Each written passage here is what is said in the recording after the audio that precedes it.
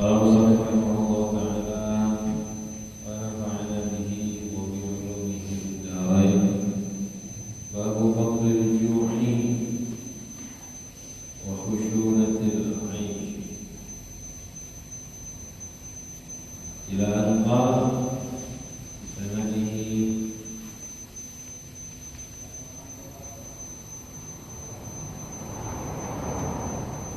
عن خالد بن عمر العدوي رضي الله عنه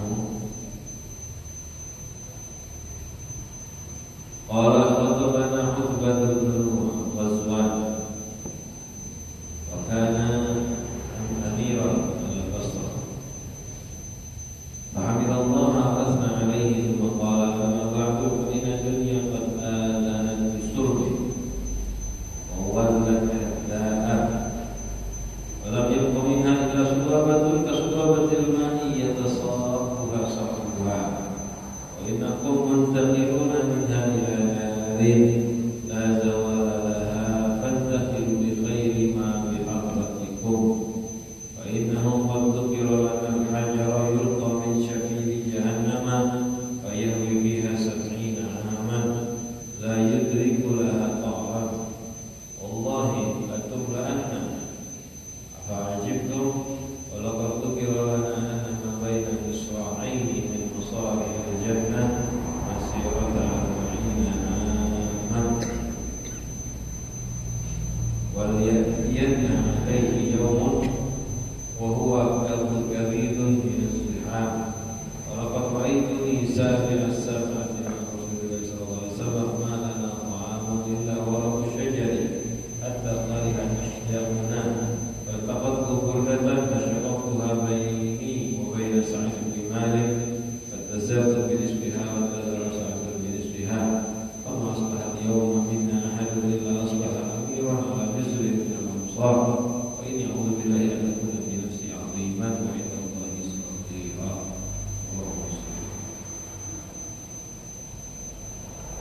الحمد لله syukur lillah wa ni'matillah. Kita bersyukur kepada Allah Subhanahu wa taala atas segala nikmatnya. Kembali kita berkumpul bersama-sama dalam bacaan kita yang sahih.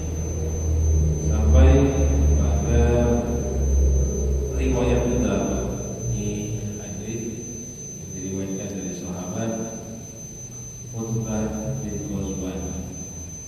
Khalid bin Umar ini bukan sahabat, tapi dikatakan oleh ulama ya, yang benar bukan Umar, tapi Umair. Khalid bin Umair al-Adawi. Khalid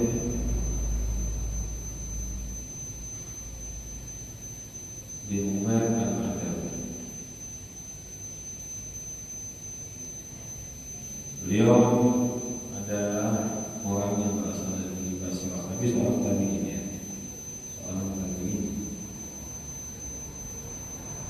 Menurut Ibnu Hajar, ada yang mengatakan beliau itu mukhadram. Mukhadram itu sahabat yang akan ketemu Nabi. Kalau ketemu Nabi tapi sebelum masuk Islam, itu namanya mukhadram. Bukan sahabat ya, orang hidup di zaman Nabi tapi tidak ketemu Nabi.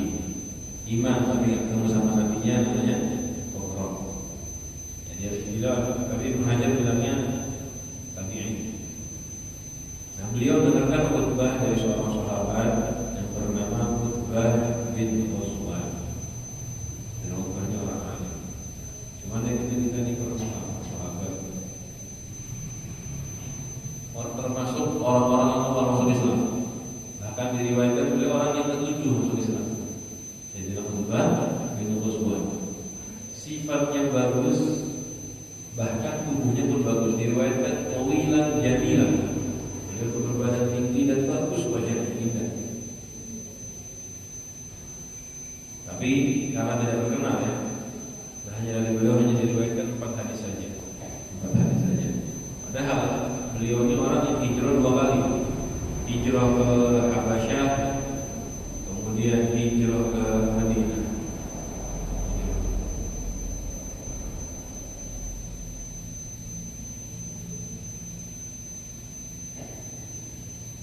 Sayyidina Utbah ini pernah khutbah. Karena Amiran bin Basrah, Amiran bin Basrah, dan beliau saat itu setelah Rasulullah meninggal sedang menjadi amir, pemimpin di Basrah. Ini saat zamannya Sayyidina Umar bin Khattab, masa zaman Sayyidina Umar bin Khattab. Nah, beliau saat khutbah hamidallah, memuji Allah wa asna alaihi, bersyukur kepada Allah wa asna alaihi, dan memuji Allah. Tsumma qala amma ba'du, lalu beliau mengatakan amma ba'du, fa inna dunya, ketahuilah sesungguhnya dunia qad adanat bisurrin, telah mengumumkan. Surmin itu kehancurannya, sudah habis. Dan beliau begitu, dunia telah mengumumkan kehancurannya, masa berakhirnya. Itu kelihatan dari tanda-tanda hari itu, apalagi sampai kita ya. Ini setelah Rasulullah meninggal, masih menang jauh. Kata beliau, dunia telah mengumumkan. Dan kelihatannya dari mana? Dari rusaknya alam, dari manusianya yang tak bisa dapat. Apa yang saya dengarkan, riset pertahanan dunia, riset itu ada nanti riset besar. Artinya apa? Hampir total habis. Ketika pemimpin sudah mulai tak benar, orang-orang sudah mulai semena-mena, kebenaran sudah tak ada artinya lagi. Semua yang kuat menang, terjadilah kekacauan, perang tak bisa dihindari, tak bisa dinasihati. Kayak sekarang sudah mulai agak susah. Mau gimana pun juga itu, bikin perjanjian damai jangan lagi, perjanjian damai jangan lagi. Terus gitu. Itu tanda-tandanya untuk pengumuman dari bumi ini bahwa dunia sudah dekat dengan akhir, sudah dekat dengan fana. Itulah surun itu fana. Wawalat hatta, dan sudah berpaling hatta dengan sangat cepat. Hatta yang musri'an. Di dunia itu berpaling musri'an cepat. Walam yabqa minha, dan tidak tersisa dari dunia ini sekarang ada ini illa subabatun, kecuali subabah, kasubabatil iman, seperti subabah dari wadah. Jadi kalau dia makan susu dari mangkok, dari gelas, minum, ada sisa-sisanya yang minum dari gelas, itu namanya subabah dalam bahasa Arab. Jadi kita minum sesuatu dari wadah, makan dari wadah, yang tersisa yang menempel di wadahnya namanya subabah. Ya tasabuha shalibuha, yang dikeringkan zaman pemiliknya, dibuang sampai habis. Umur dunia begitu. Isi dunia sudah habis, hanya tinggal sedikit. Makanya Rasulullah bersabda, "Bu'ithu ana wasa'atu hadain." Aku diutus dan saat kiamat itu seperti ini.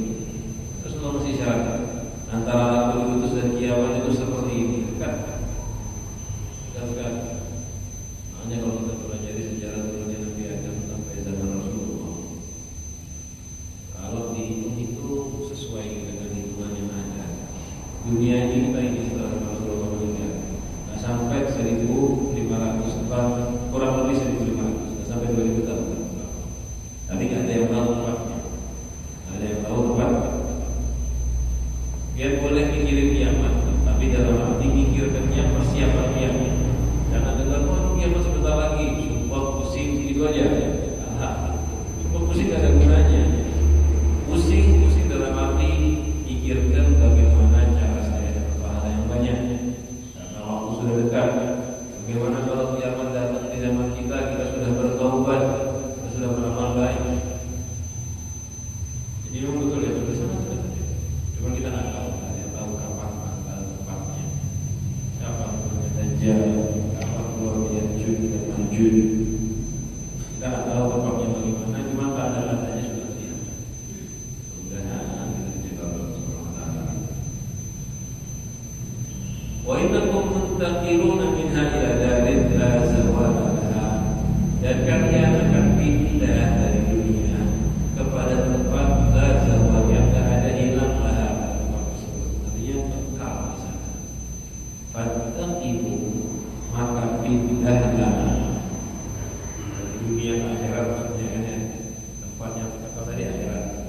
pindahlah bi khairi ma fi hadratikum, dengan sebaik-baik apa yang ada di hadapan kalian sekarang, dengan sebaik-baik persiapan. Kita yang akan pindah dari tempat ini, dari dunia ini, dari masa ini, dari dimensi ini menuju tempat yang kekal. Maka kata beliau, pindahlah membawa yang terbaik. Apa yang terbaik? Yang terbaik adalah amal soleh, iman yang kuat, taat dan khidmat untuk Allah Subhanahu wa Ta'ala. Itu yang terbaik. Kalau disusun yang paling bagus, nomor 1 ilmu, nomor 2 ibadah sunnah. Itu baru setelah wajib ya. Setelah wajib dikerjakan ilmu, baru ibadah sunnah. Ibadah sunnah yang paling bagus dengan badan adalah sholat, dengan hati adalah ingat atau zikir. Maka kita disuruh kita beliau bawa yang terbaik. Jangan sampai nanti di akhirat itu perlu bekalnya bukan uang, perlu bekalnya bukan makanan atau pakaian. Sangat disayangkan ya, kalau ada tempat yang kita tuju kita salah bekal. Ini kayak contoh ya, kalau mau pergi memancing atau pergi ke pantai, bawa bekalnya apa? Yang sesuai dengan pantai. Jangan mau pergi ke pantai bawa bekal seperti mau pergi ke hutan, bawa jebakan, bawa tali.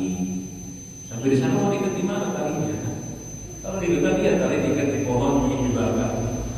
Kalau di laut nggak bisa, tali nggak ada gunanya. Pancingan yang dia bawa, bawa senar ya, bawa tali pancing. Orang kalau salah bekal dia akan gagal. Bagaimana itu harus dipersiapkan bekal yang sebenarnya. Akhirat itu dekat sekali. Memang kalau menunggu besok terasa lama, menunggu tahun depan lebih lagi lama. Tapi kalau sudah lewat, tak terasa. Ini banyak dalam ilmunya udah 40, 50, 60 tahun. Tapi kalau kita pikir-pikir, lewatnya sudah tak lama betul. Kita lewat di umur kita hanya sebentar. Sehingga kata beliau, persiapkan yang terbaik dari sekarang. Apa yang bisa kita berbuat paling bagus buat akhirat? Yang adalah yang itu yang mau soleh, yang paling bagus. Siapa ya? Selain itu nggak usah tinggalkan. Kalau perlu uang gimana? Seperlunya, itu namanya begitu. Hanya perlu. Sisanya persiapkan sebaik-baik mungkin. Kalau beliau masih butuh jelasan di akhirat nanti bagaimana? Fa innahu qad dzukira lana anna al-hajara, ketahuilah sesungguhnya telah diingatkan buat kita. Kata Sayyidina Utbah, Rasulullah pernah bercerita bagi kita, ini sudah kita bahas di sini. Annal hajar, ada sebongkah batu, yulqa, dilemparkan min syafiri jahannam, dari syafir itu bibir. Kalau ada apa namanya bukit jatuh ke bawah, ujungnya itu namanya syafir, ujung. Dari ujungnya neraka di atas jatuhkan, fayahwi fiha, jatuh terus ke bawah, nggak sampai berapa lama? 70 aman,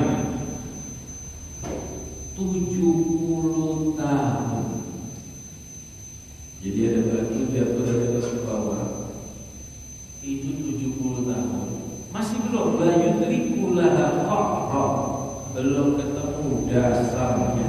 Lanjut dari belum mendapati laha bagi neraka tadi qahra. Yang seberapa jauh neraka tersebut? Ada batu dilemparkan, belum sampai dasar, padahal sudah 70 tahun. Wallahi kata beliau, la tumla'anna, dan neraka itu akan demi Allah, la tumla'anna, demi Allah Subhanahu wa ta'ala.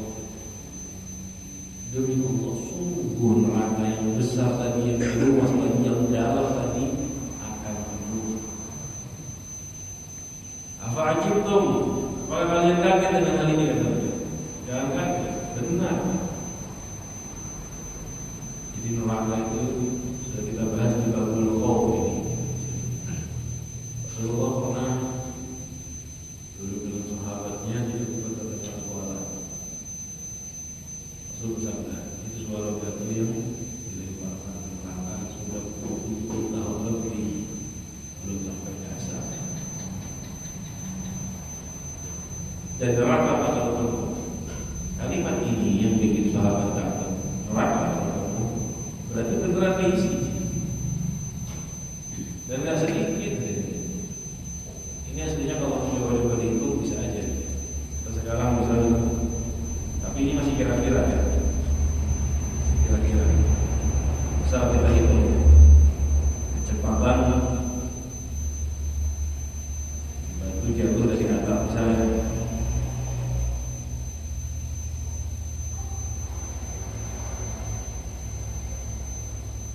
Kecepatan batu jatuh dari atas. Tapi itu bisa dikira-kirakan. Kecepatan batu terus dikalikan waktunya. Terus dikirakan waktunya. Jadi kalau dari ujung satu lantai itu kira-kira 35 km per jam. Dari gedung 2 lantai 47. Dari gedung 4 lantai kira-kira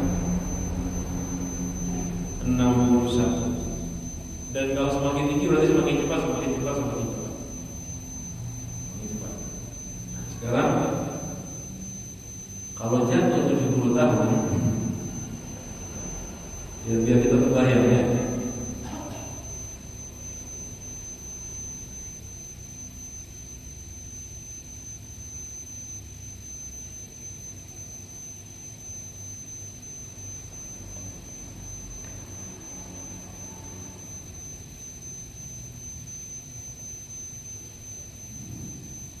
Jatuh selama 70 tahun.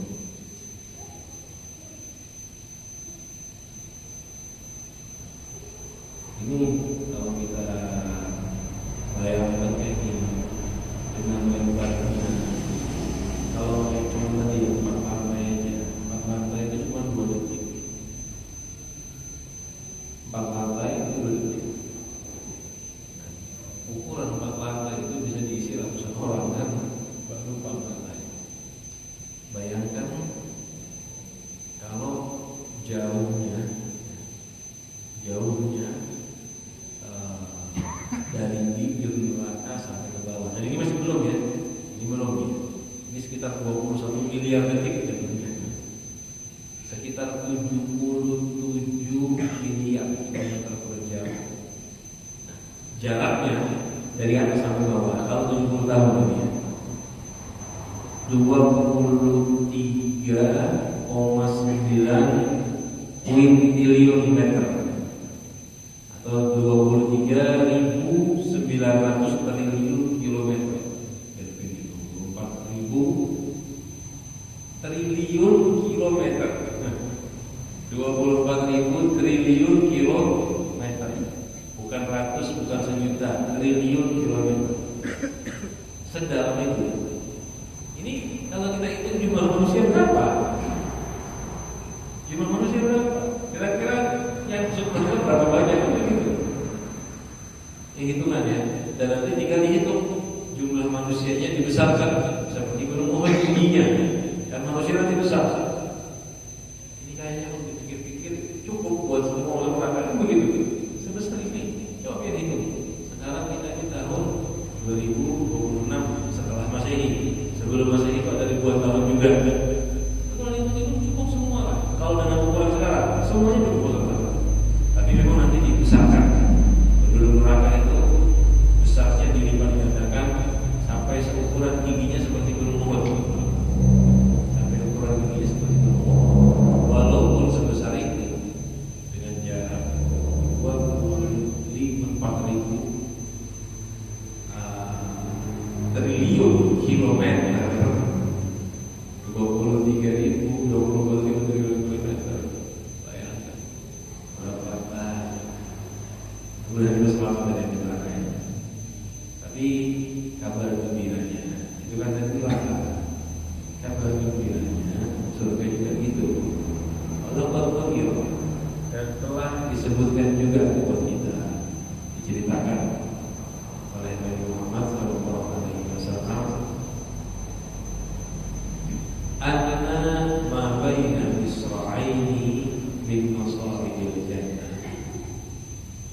antara dua misra. Misra itu jarak antara dua daun pintu, di antara pintu kanan dan pintu kiri. Maka yang misra ini dari daun-daun pintu surga ya.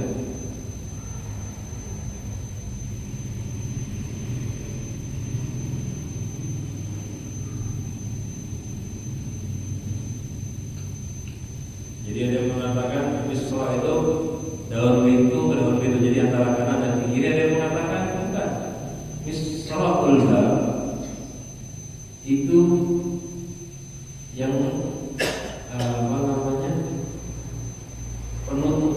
Jadi misra itu satu, dua ini satu pertama. Misra itu yang dibuat pengganjal saat pintu ditutup. Pintu itu kalau ditutup kayak gini ya. Kadang kan di tengah-tengahnya biasanya ada yang nyambung ke depan. Nah, list dia itu listnya seukuran perjalanan 40 tahun. Tapi ini bukan jatuh ya. Kalau jatuh makanya jauh sekali kayak kapal besar. Ini perjalanan jalannya 40 tahun. Dan pintunya banyak di surga bukan itu. Wala yatiyanna 'alaihi yaumun, dan akan datang bagi pintu surga tersebut satu hari, wa huwa kadhidun, dan pintu tersebut penuh binaziham, dari banyak orang. Jadi pintu yang selebar itu tuh full, orang masuknya penuh. Banyaknya orang masuk surga, mudah-mudahan kita termasuk golongannya di surga. Lebih banyak masuk neraka, banyak juga masuk surga. Ya kalau dihitung-hitung aja sekarang ini di dunia ini ya, mudah-mudahan mereka bertobat yang kafir masuk Islam. Memang kalau kita melihat riset sekarang, Islam ini kan ada nomor 2 terbanyak. Paling banyak Katolik, satu Katolik. Jadi jumlahnya belum nanti agama-agama yang lain, dan itu Islam secara umum. Belum lagi banyak orang yang ngaku Islam tapi murtad, banyak. Islam tapi agamanya sesat. Agamanya sesat. Jadi kalau dilihat jumlah yang lebih banyak ada neraka secara hitungan. Tapi kita berharap mudah-mudahan diberi hidayah semua. Neraka full, surga bahasanya beliau surga atau neraka. Karena surga memang dibikin luas oleh Allah. Surga dibikin nikmat. Kalau neraka tetap tempat tersiksa. Kalau surga dibikin luas, sehingga tidak ada surga penuh. Surga itu luas. Sepenuh-penuhnya surga itu biarnya tetap nyaman, nikmat. Katanya milik-miliknya penduduk surga itu punya seperti bumi. Luasnya lah, lihat. 2 kali waktu juga miliknya bumi kan. Itu paling minim-minimnya di surga. Walaupun roh itu bisa biasa katin Rasulullah. Dan aku dulu adalah orang itu masuk Islam bersama Rasulullah Sallallahu Alaihi Wasallam. Saya biasa katin. Aku pernah bersama Rasulullah Alaihi Wasallam. Jadi bertujuh. Di beliau pernah 7 orang bersama Nabi Muhammad SAW. Saya biasa katin, maksudnya aku jadi salah satu dari 7 orang yang bersama. Madana ta'amun. Saat itu tidak ada makanan. Tidak ada makanan. Illa walaupun syajar, kecuali daun tanaman. Ini kemungkinan saat beliau dihasal ya.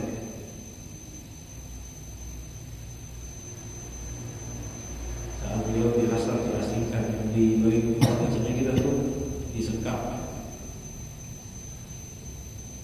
Madana ta'amun illa walaupun syajar, tak punya makanan sedikit kecuali daun tanaman. Hatta qalihan ashdaquna, sampai buka ashdaquna, bibir-bibir rahang-rahangnya Nabi Muhammad SAW. Daun, kalau kita di Indonesia hadirin, keluar dari rumah lihat-lihat ke bawah ada tanaman kangkung liar, bayam, bumbu hijau, ada daun macam-macam. daunnya tuh ya sisir, yang jalan banyak tuh ya siwak, tanaman-tanaman yang berduri, daunnya keras seperti daun kita. Kalau kalian pengen ngerasain yang coba. Tapi bukan yang di Eropa ya. Yang di Eropa itu ada tanaman banyak, itu kiriman dari Indonesia. Di Eropa itu kan banyak pohon-pohon. Itu dulu kiriman dari Presiden Soekarno. Tanam di sana. Yang lain itu yang di kampung-kampung. Daunnya ada tebal, hijau, kecil. Yang besar batangnya banyak, daunnya sedikit. Nabi Muhammad makan itu udah berduri tanaman. Makanya sampai rahangnya sakit. Gak ada makan-makan. Kalau takut kubur datang, beliau makannya sudah daun, pakainya apa? Aku cuma punya burda selimut kain. Pasyakam Tuhan bayi wabaina saat Malik. Aku sobek burdahnya selimutnya untuk baju, sobek separuh. Satu dikasihkan saat, satu dipakai beliau. Tazartu minus sihat. Aku pakai separuhnya buat satu. Buat baju bagian bawah aja, bagian atasnya nggak punya pakaian. Kita sudah satu jenis pihak. Saya saat pakai separuh. Nah itu tadi ceritanya ya. Nah, mulai intibab malam wa'amdu. Intibab malam wa'amdu. Kita nggak punya pakaian. Kecuali daun baju cuma separuhan pada saat. Nah lalu beliau mengatakan, "Famas mahal yawm kita." Maka tidaklah masuk hari ini. Orang dari kita adalah asbah, kecuali menjadi seorang amir ala Mesir dalam Mesir atau satu kota dari Mesir itu daerah. Di beliau menyesal sebetulnya sekarang kita tidak begini. Kalau kita kan malah berkesebaran sukses, alhamdulillah. Sekarang kita sudah sukses jadi pemimpin. Jadi rasa utubah tidak. Sekarang kita boleh. Yang dirindukan malah dulu dia besar. Itu orang yang mengerti bagaimana besarnya pahala berjuang. Ketika sukses, saya pahala di saat sukses dunia menurut saya. Pahala di kesuksesan dunia itu kecuali dunianya dipakai untuk ibadah, baru ada pahala. Jadi kita berusaha dakwah, ibadah, taat, masa susah, lapar, miskin, itu semua pahala. Saat kaya, kayanya ada pahala. Kok bisa iya? Nanti duitnya dipakai taat baru dapat pahala. Sedekah kan bantu orang lain. Makanya beliau ketika sudah jadi amir itu kan lebih berbebas. Ya, saya bilang Umar itu dulu mengangkat pemimpinnya yang seperti ini. Yang diangkat pemimpin itu yang waro-waro, zuhud, semua yang diangkat sama sahabat itu zahid, zuhud, dan mereka yang tak pernah ada masalah. Tapi saat ada yang jadi amir di antara, memang sebelum Islam sudah orang besar, itu mulai bermasalah. Zaman Utsman sudah mulai ada yang jadi amir dari pembesar. Jadi pembesar. Ini bukan membahas keadaan siapa-siapa ya. Dulu di zaman Rasulullah, ada orang-orang Muslim Islam sudah pembesar-pembesar. Yang kaya Rasulullah ada yang Muslim Islam, dia sudah pembesar, pemimpin di kaum Quraisy, Muslim Islam. Nah, beberapa dari mereka orang soleh, orang baik, sahabat Rasulullah. Mereka jadi pemimpin, tapi gaya pemimpinannya saat diteruskan anak-anaknya yang biasa dari kecil jadi pemimpin naik. Mereka nya mungkin sahabat, bagus, tapi anaknya, mereka punya anaknya lahir udah jadi pemimpin, beda. Makanya keributan mulai banyak di zaman Sayyidina Utsman, karena sahabat sudah mulai habis, banyak yang meninggal. Di mana setelah Sayyidina Ali pecah keributan. Setelah Sayyidina Ali yang jadi pemimpin sudah menunjukkan sahabat lagi. Harusnya Sayyidina Hasan, harusnya Sayyidina Hasan. Cuma waktu itu ada keributan antara Sayyidina Ali dan sahabat yang lain. Mulailah setelah selesai keributan itu yang memegang kepemimpinan bukan sahabat, walaupun keturunannya sahabat itu beda. Hasilnya apa? Fitnah terjadi di mana-mana. Sampai-sampai muslimin dibantai itu. Sampai-sampai sahabatnya terisa, kalau nggak nurut sama dia dibunuh. Masih ada sahabat tua setelah Sayyidina Ali Hasan meninggal, masih ada beberapa sahabat. Setelah Sayyidina Ali Hasan Husain meninggal, masih ada beberapa sahabat yang tua dipaksa tunduk sama dia. Ngakunya Islam, tapi keburu lah. Apa penyebabnya? Kita tuh kalau melihat memang dasar ya orangnya jahat pasti gitu kan. Cuma jangan kayak gitu saja. Apa penyebab sebelumnya? Penyebab nomor satunya dunia. Dunia. Keributan pertama di Islam itu Muslimin nggak ada ribut. Keributan pertama di Islam urusannya dunia. Dari siapa? Dari kelompok-kelompok yang datang dari luar Madinah, dari Indonesia, dari Mesir, yang menuntut pemberian dari Sayyidina Utsman bin Affan. Jadi kepengen dikasih duit, kepengen dikasih hadiah. Itu sudah ada dari zaman Nabi. Jadi kisah-kisah Nabi sudah ada di zaman Nabi. Ada, kita sudah bahas. Ada satu orang yang saat Nabi bagi-bagi harta, dia protes, tidak terima. Ini pembagiannya nggak adil. Ini pembagiannya tidak adil. Nabi dibilang nggak adil. Itu Nabi. Cuma saat itu sahabat semuanya solid, satu barisan. Nggak ada yang mempertanyakan Nabi. Dan orang-orang lain semuanya mengerti bagaimana Nabi. Nah, saat zaman Sayyidina Utsman pun mengikuti gayanya Nabi. Ada yang dikasih, ada yang belum dikasih. Di zaman Sayyidina Utsman yang belum dikasih protes juga. Tapi berat protesnya. Kalau zaman Nabi semua sahabat satu bulan. Kalau ini karena yang protes tadi terpecah. Itu udah mulai menjadi masalah. Padahal bukan kesalahan Sayyidina Utsman dan bukan kesalahan sahabat, tapi kesalahan orang-orang yang syirik. Dan ini hadirin pikiran-pikiran buat kita ini.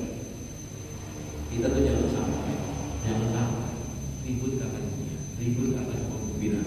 Walaupun alasannya adalah ini kaidah penting ini. Ini mungkin buat negara kita juga termasuk.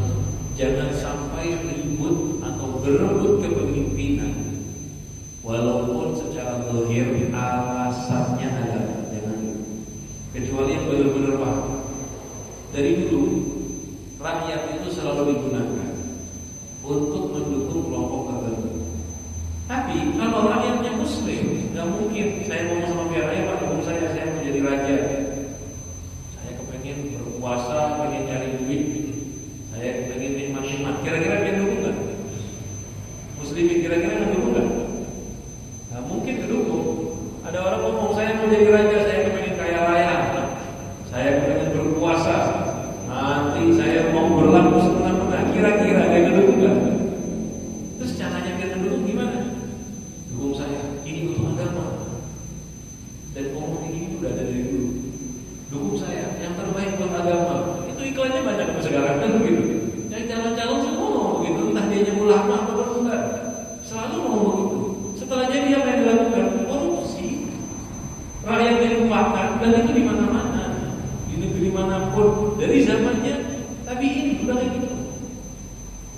Mereka nggak mungkin mengiklankan keinginan tersembunyi mereka. Yang diiklankan mesti ada apa? Dan kesian umat Islam yang polos. Dan kita dari dulu udah kelihatan sebetulnya. Yang pertama iklan agama, setelah jadi agama mungkin lah sedikit, tapi kebanyakan penggunaan untuk keperluan dunia. Nah ini hati-hati, banyak kehancuran muslimin karena ini. Muslimin itu kuat ya cintanya sama Islam, sehingga terpancing dengan hati ini gampang. Karena itu jangan sampai perebutan yang dasarnya dunia, jangan dicampur. Perebutan yang ada dasar dunia sekecil apapun, jangan dicampur. Kalau biar melihat ini ada dasar agamanya, pastikan kita bisa berpikir. Tahan dulu, pastikan dulu, karena dasar agama itu belum tentu dasar 100%. Kalau dicampur ada dasar agama, ada dasar dunianya, itu pun berbahaya. Kita perlu hati-hati. Sebelum kita menjaga Allah Subhanahu wa taala. Akhirnya kata beliau apa? Ini auzubillah. Dan semuanya aku berlindung kepada Allah. An aquna fi nafsi 'azimah.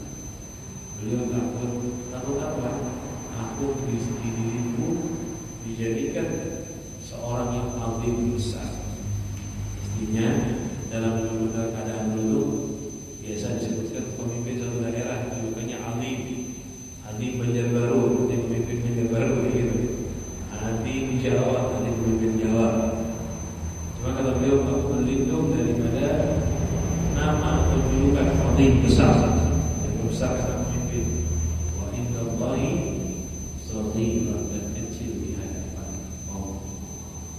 Mending kita di dunia jadi orang kecil, mending kita di dunia jadi miskin.